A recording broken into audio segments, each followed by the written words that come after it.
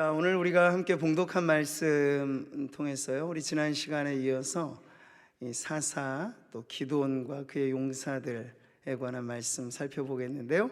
설교 제목 같이 한번 보실까요? 기도의 용사여 일어나라.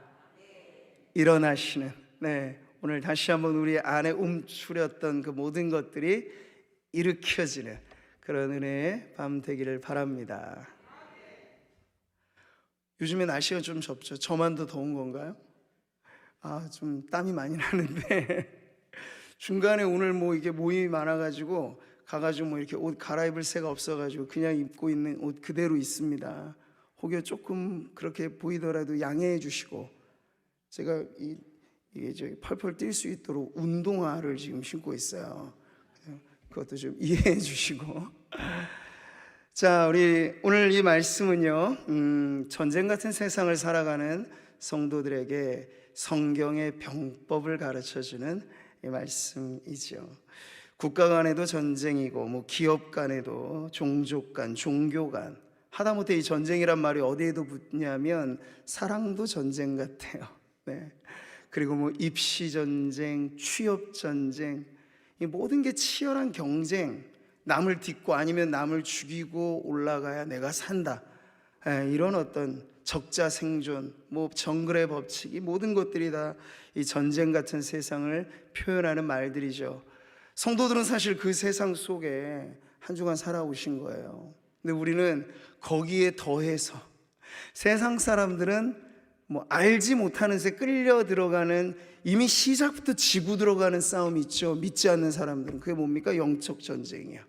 공중의 권세 잡은 자가 장악하고 다스리고, 그래서 교회를 무너뜨리고 성도들을 향해서 불철주야, 잠도 없어요 마귀는. 그렇게 우리를 넘어뜨리는 그 공격 앞에 우리가 저항하고 이겨야 되는, 이거 이기지 않으면 지는 싸움이거든요. 중간에 휴전은 없으니까.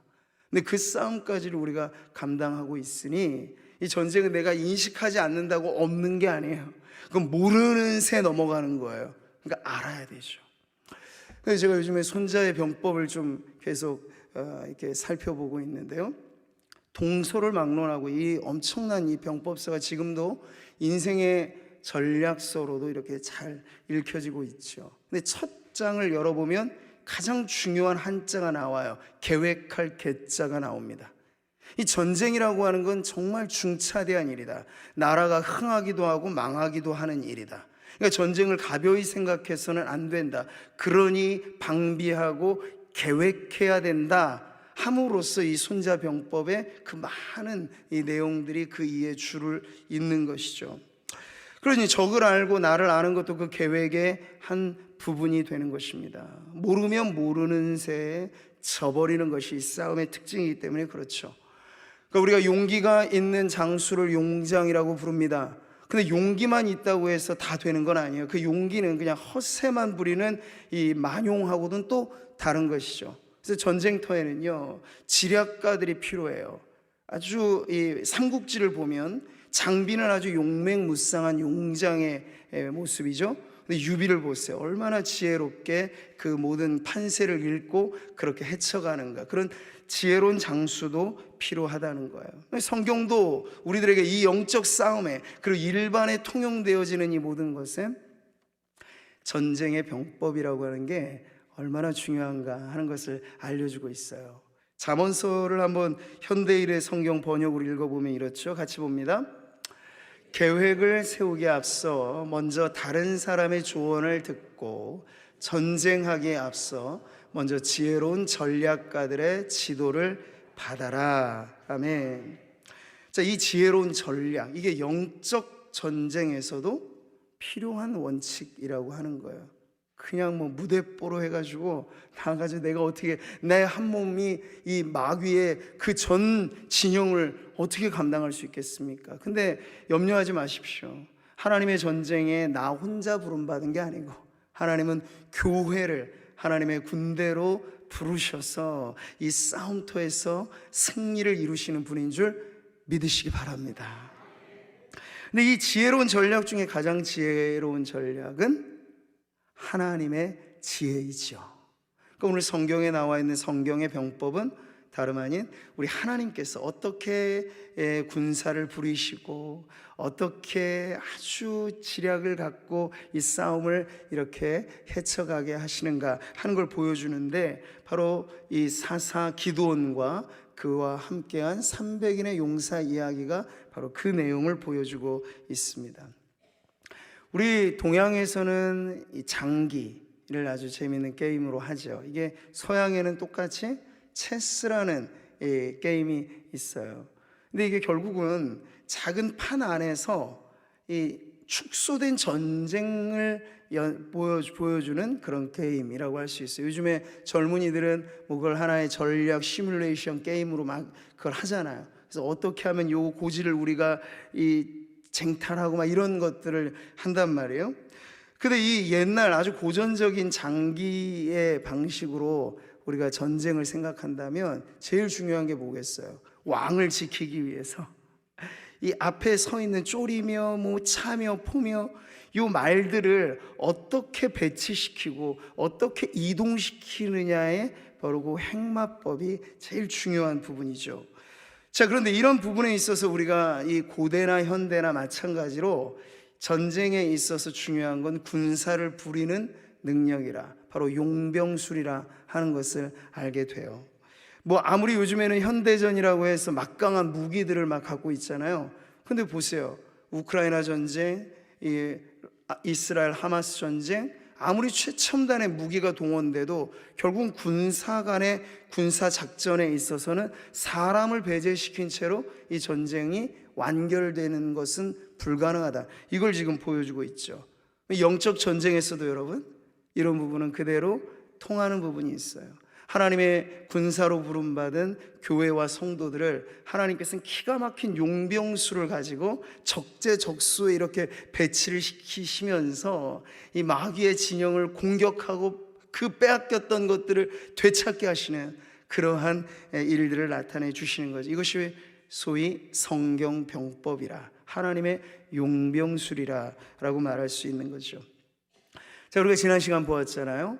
처음에 기드온을 따르고자 모집된 병사들의 수가 32,000입니다. 32,000. 근데 비교하면 이미 시작부터 중과 부족이죠. 해변의 모래알 같은 게 미디안의 연합군이에요.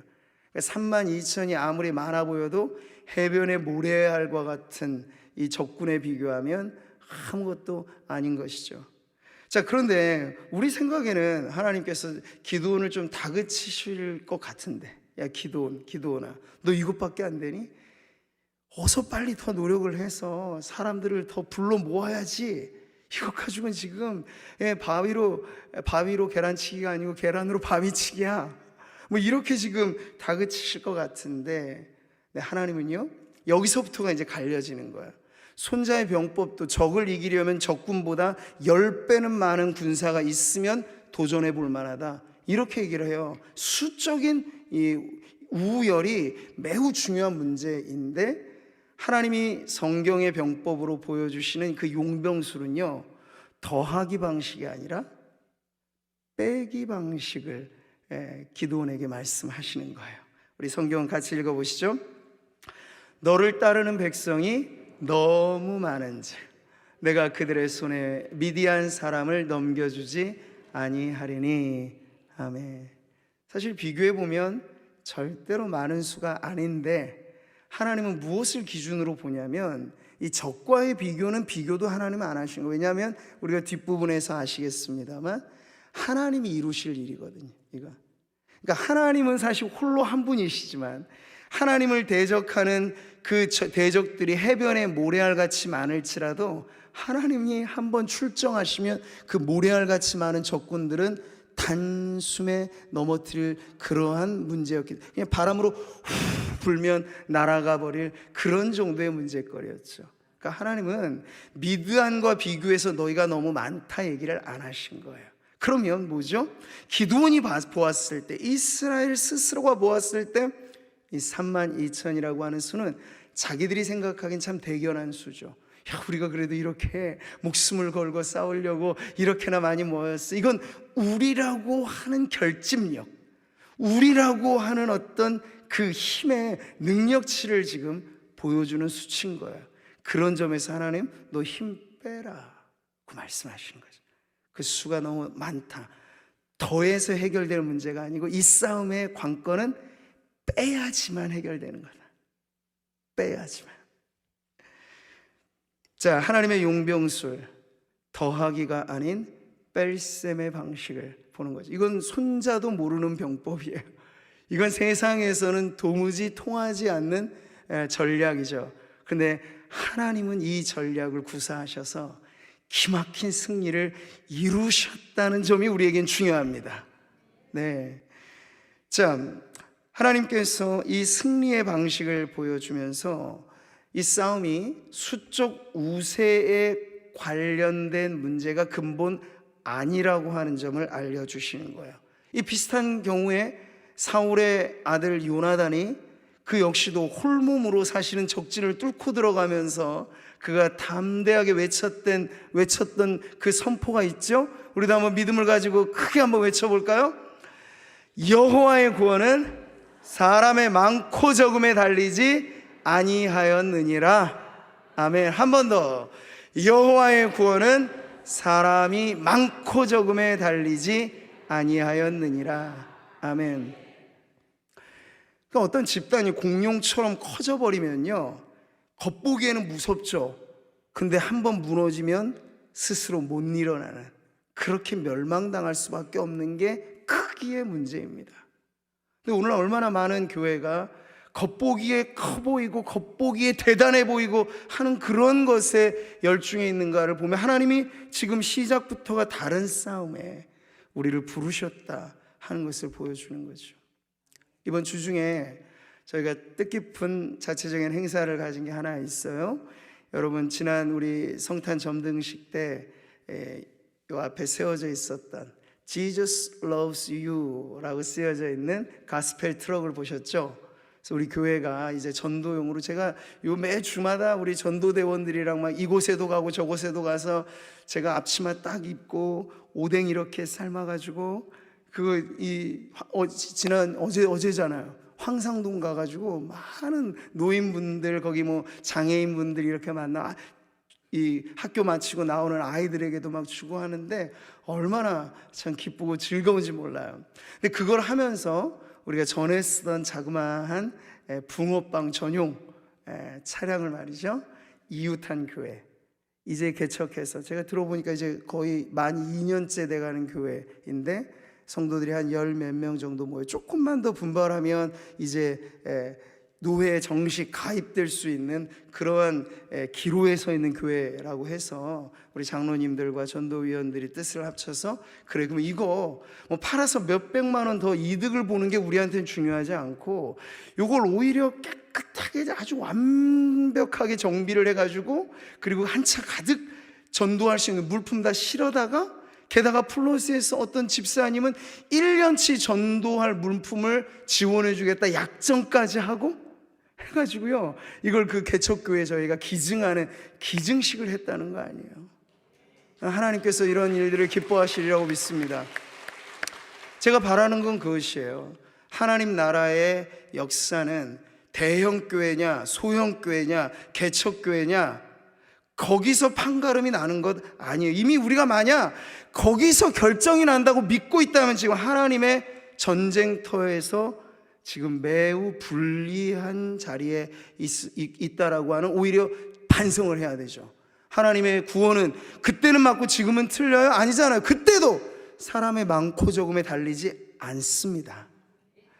지금도 마찬가지야. 그래서 개척교회, 작은 교회라고 우리가 막 업신여긴다거나 행여 작은 교회이기 때문에 우리가 그렇게 작게 보면 절대로 안 됩니다. 골리앗을 무너뜨린 건 다윗의 손에 들린 자그마한 돌덩어리예요. 그러니까 하나님의 손에 들려지면요, 두세 사람이라도 상관없어요. 그것을 통해서 하나님께서 여전히 구원하심은 보좌에 앉으신 우리 하나님과 어린 양께 있도다. 이것을 온 세상에 알리시게 될 것입니다. 사람의 많고 적음에 달려있지 않아요. 그러니까 요나단이 발휘했던 용기는 그냥 무식한 용기가 아니고 아주 담대한 믿음이었던 거죠. 하나님 약속하심의 그 말씀 말이에요. 다시 한번 저는 오늘 성도들에게 이 말씀 드리고 싶어요. 성경을 읽을 때 그때는 맞았지만 지금은 아니다. 이거 아주 심각한 불신앙이죠. 그러면 성경이 우리에게 읽혀질 이유는 그냥 공자 선생님의 책 정도밖에는 의미가 없는 거예요. 보면서 음미하고 아 좋다, 느낀다, 이게 아니죠. 이 말씀은 절대 진리잖아요. 1.1핵도 떨어지지 않는 말씀이에요. 그때 맞았다면 지금도 맞습니다. 그때 하나님의 구원하심이 사람의 많고 작음의 수적인 문제가 아니었다면 지금도 똑같이 하나님은 그 구원하심의 이 영적 싸움에서의 승리를 사람의 많고 적음에 달아놓지 않으십니다. 우리가 그 믿음을 가지고 오히려 교회가 커진다라고 하는 것은 늘 그러한 마음에 긴장이 있어야 돼요. 하나님, 우리가 혹여 하나님은 예나 지금이나 사람의 많고 적음을 기준으로 하지 않는데 우리가 수적으로 좀 많다고 구미시에서 좀 큰 교회라고 그렇게 으쓱거리는 순간 위험한 거야. 제가 어느 목사님 설교를 들어보니까 그분이 한창일 때 정말 우리 한국에서도 가장 대표가 될 만한 교회로 부흥을 시키고 나서 그런 위기감이 느껴진 거야. 아, 지금부터가 위기구나. 성도들이 우리 교회가 최고다라고 생각하고 우리 교회가 이렇게나 돋보인다라고 생각하는 그 순간에서부터 위기는 찾아오는구나. 왜 그럴까요? 하나님의 이 전쟁에 있어서는 싸움의 마스터 키가 세상을 주름잡고 있는 교만의 왕 마귀를 물리치기 위해서는요, 교만을 이기는 또 하나의 교만은 아니에요. 교만을 이기는 것은 절대 겸손이죠. 그래서 예수님은 이 땅에 오시되 우리가 크리스마스의 정신은 화려함에 있지는 않아요. 사실 구유에 누이신 아기 예수, 그 모습 그대로에서 뭘 보십니까? 빌립보서가 뭘 노래하나요? 그는 근본 하나님의 본체시나 하나님과 동등됨을 취할 것으로 여기지 아니 오히려 자기를 낮추시사. 겸손이죠. 이 공중의 권세 잡고 헛새를 부리는 마귀에게 결정타를 날리는 하나님의 방법은 겸손인 거예요. 첫째도 겸손, 둘째도 겸손, 셋째도 겸손이에요. 근데 인간은요, 참 특이하게 자기의 것을 뭉쳐서 뭔가 일을 해내면 절대로 겸손해지기 어렵더라고요. 내가 이 일을 이루었어, 우리가 이 일을 이루었어. 물론 플랜카드에는 하나님이 다 하셨습니다 붙이죠. 근데 마음의 중심에서는 그렇지 않아요. 이건 내가 한 거야, 내가 잘했기 때문에 이 일이 이루어진 거야. 벌써 교만이라고 하는 것이 우리를 두르고 있으면 마귀가 가장 좋아하는 상태로 우리가 넘어간 이상 어찌 그 마귀를 대적해서 우리가 이길 수 있겠습니까? 하나님께서는 교만한 자를 물리치시되 겸손한 자를 들어 쓰십니다. 하나님께서 수를 빼신 이유는 바로 여기에 있어요. 너희 겸손해야 된다. 이 싸움은 내 것인데, 이 전쟁은 나에게 속한 것이고, 걱정하지 마라. 해변의 모래알들 내가 한번 입기운으로 불면 거다 날아가 버릴 것들, 그거 두려워하지 말고 다만 너희들을 걱정해라. 너희가 교만해지지 않도록. 이게 그때나 지금이나 저와 여러분 우리 모든 성도들이 정말 두렵고 떨림으로 하나님 앞에 엎드려야 할 그런 매우 중요한 메시지가 되는 것이죠. 따라해 보겠습니다. 교만을 이기는 겸손, 미움을 이기는 사랑. 네, 바로 이것이 하나님의 전쟁의 승리의 마스터 키라고 하는 거예요. 자, 그래서 이 군사의 수를 의지하지 말고 오히려 그 수를 빼라고 하실 때 기드온이 그 당장의 것을 이해하지 못했을 수도 있어요. 그러면 이거 대단한 손실로 여겨지죠. 왜 빼라고 하십니까? 왜 빼라고 하십니까? 장기판에서 자꾸 쫄들 이렇게 먹히고 나한테 남아있는 게 별로 없으면 막 불안해지는 게 사람의 마음인데 하나님께서 자꾸 이렇게 빼라고 하시니 그게 손실로 여겨지잖아요. 근데 우리가 지나고 보면 하나님께서 빼라고 하시는 건, 그러니까 하나님이 명령하셔서 빼라고 하시는 건 손실이 아닙니다. 오히려 보이지 않는 전쟁의 전리품 가운데 바로 이 영적인 싸움에서 승리하고 나서도 교만으로 넘어지지 않고 오히려 겸손으로 더 마음을 정할 수 있는 보이지 않는 전리품, 겸손과 사랑과 섬김이라고 하는 이 아름다운 전리품들을 이 영적 싸움 이후에 성도들에게 주시기 위함인 줄 믿습니다. 자, 우리가 한 해가 저물어가면서 사역의 개인적인 결산, 교회적인 결산 많이 하죠. 그럴 때 남는 게 뭡니까? 남아야 될 것은 무엇입니까? 정말 하나님, 나에게 내가 이 일을 하는 것 자체가 감지덕지, 나에게 직분 주심도 감지덕지, 나에게 일할 수 있는 이 모든 이 여건을 주신 것도 정말 무진장한 하나님의 은혜라고 우리가 고백한다면 지금의 이 시기에 우리의 마음을 둘러야 될 것은 무엇입니까? 감사이죠. 하나님이 다 이루셨습니다 라고 진정 고백하는 성도들의 마음 안에는 이것이 있어요. 감사가 넘쳐나야 하겠습니다.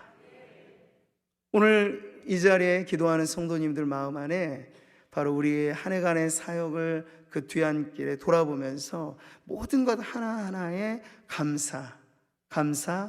감사로 충만하게 되기를 축복합니다. 자, 이 성경에 기록된 전쟁의 특징, 이것은 이 전쟁을 누가 책임지는가 하는 것이 이 전쟁의 주체의 문제이죠. 역대하는 분명히 우리에게 그때나 지금이나 변함없는 진리로 말씀하십니다. 같이 읽어보시죠. 이 전쟁은 너희에게 속한 것이 아니요 하나님께 속한 것이니라. 한 번 더. 이 전쟁은 너희에게 속한 것이 아니요 하나님께 속한 것이니라. 아멘. 저는 옥중에 갇힌 베드로가 어떻게 두 발 뻗고 그렇게 천사가 흔들어 깨울 정도로 잠들어 있었을까? 제자들은 축내산에 하면서 아우성치는 그 백길에서 말이죠, 예수님은 어떻게 평안하게 주무시고 계셨을까? 이 사실을 아신 거예요. 이런 믿음이 있는 거예요. 될 대로 되라 막 하고 이렇게 때려쳐서 그런 게 아니고 믿음이 있는 거예요. 이 복음을 전하고 내가 감옥에 갇히기도 했지만 이것을 지금 누가 쥐고 계신가? 이 판세는 누가 쥐고 계신가? 하나님이시지. 그러니 옥중에서 다리 뻗지 못하고 그렇게 두려워하면서 염려할 이유가 베드로에겐 없던 거죠. 오늘 우리에게도 그러한 기막힌 평강이 있기를 바랍니다. 전쟁 같은 세상을 우리 성도님들 살아가세요. 사업하는 분들은 사업의 일선에서, 직장 생활도 마찬가지, 가정도 마찬가지. 정말 이 전쟁 같은 세상을 살아가면서 한 가지 정신 바짝 차리시면 돼요. 이 전쟁이 누구에게 속한 것인가? 내게 속해 있다면 여러분 가만히 있으시면 안 돼요. 지금 이 자리에 있는 것도 시간을 지금 낭비하는 것일 수 있어요. 빨리 뭔가 하셔야죠. 빨리 뭔가 하시면서 내가 지금 이걸 다 주도해야 되는데 이 사람 저 사람 만나면서 돈이 필요하면 이 사람 저 사람한테 꾸어가면서 해야겠죠. 그건 자기에게 속한 전쟁을 치르는 거예요. 그런데 하나님 보시옵소서, 나에게 처한 이 문제는 이것이 근본 하나님이 계획하신 내 인생의 계획 가운데 있는 일인 줄 나는 믿습니다. 나에게 부딪혀온 이 전쟁 같은 괴로움과 전쟁 같은 시련과 전쟁 같은 문제가 있지만 나는 이 싸움의 중심에 하나님이 주인 되심을 믿습니다. 그러면 여러분 전법이 달라지는 거예요. 사람의 전쟁이라고 생각하시면 사람의 방법을 따라야겠지만 하나님이 주인 되신 전쟁을 치른다면 하늘 사령관의 지령을 따라야 돼요. 그게 매우 중요한 부분이죠. 제가 이번 이제 내년도를 열어가면서 크신 하나님을 바라보라, 우리 12월 첫째 주부터 그 설교를 하고 시편 80편의 말씀을 함께 나누면서 계속해서 저는 바라기를 성도들이 새해를 준비하는 이 중요한 시기에 믿음의 용량을 좀 키워가기를, 저도 마찬가지, 우리 교회가 믿음의 사이즈를 좀 넓혀서 하나님 말씀하셨으니 적게 하려고 하면 클 필요 없어요. 그냥 너 적게 오물오물 해도 된다 하면 우리가 애써서 키울 필요 없어요. 그러나 하나님 말씀하셨잖아, 내 입을 크게 열라. 신체적으로 입이 아주 작은 분들도 내 입을 크게 열라고 하셨으니까 크게 열면서 우리의 몸과 마음이 하나님 말씀에 반응해야 돼요. 그러면서 우리가 믿음이란 무엇인가 크신 하나님을 바라보는 것이지, 믿음이란 무엇인가 채우시는 하나님을 의지하는 것이지, 이렇게 계속 믿음에 대해서 말씀을 드렸는데요, 하나님의 전쟁은 우리 편에서는 그러면 어떤 싸움이냐? 믿음의 싸움인 거예요. 보이지 않으나 늘 우리와 함께 하시고 눈에 보이는 사람보다 더 확실히 나를 책임져 주시는 그 하나님이 하늘의 사령관으로 지금 싸우고 계신 그 싸움에 내가 동원되었다, 내가 부름받았다, 징집받았다 라고 하는 그 하늘의 군대원으로서의 그런 의식은 바로 믿음의 싸움을 가질 때 가능한 것입니다. 자, 여러분, 전쟁에서 제일 중요한 것 중에 하나가 뭐죠? 상부로부터 내려오는 명령에 복종하는 거예요. 요즘에 우리나라, 저도 제 아들을 군대에 보냈습니다만 너무 편해져서 뭐 부모 입장에서야 뭐 편해졌으니까 그래 잘 지내고 있겠지 하는데, 이 군대가 군대 같지 않은 거예요. 명령에 살고 명령에 죽을 수도 있는 게 사실은 아주 강력한 군대의 특징이죠. 우리가 존경하고 있는 충무공 이순신이 장군조차도요, 전쟁에서 제일 중요한 것이 군율이라고 하는 것에는 철두철미했어요.